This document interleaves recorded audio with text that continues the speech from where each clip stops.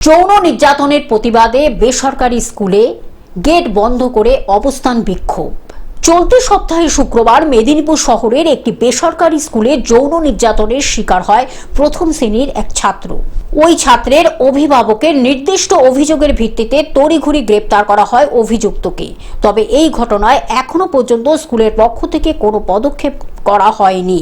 এই অভিযোগ তুলে সোমবার সকাল থেকে বেসরকারি স্কুলের গেট বন্ধ করে অবস্থান বিক্ষোভ এবং অভিভাবকদের অবিলম্বে অপসারণ করতে হবে স্কুলের প্রিন্সিপালকে।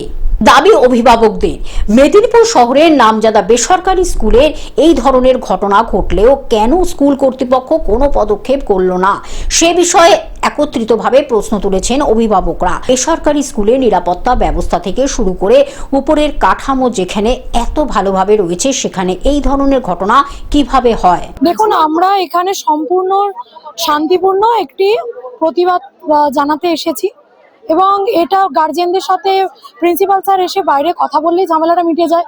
না আমরা পুলিশকে বলেছি, না কিছু বলেছি।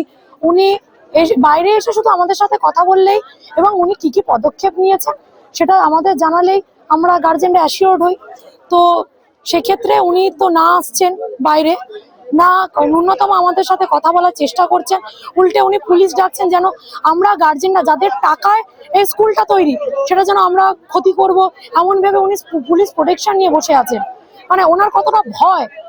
এত বড় ঘটনা ঘটে যাওয়ার পর উনি কি করলেন, সেদিনকে ন্যূনতম প্রোগ্রামটাও ক্যান্সেল করলেন না, মিনিস্টারকে ডেকে উনি প্রোগ্রাম করলেন।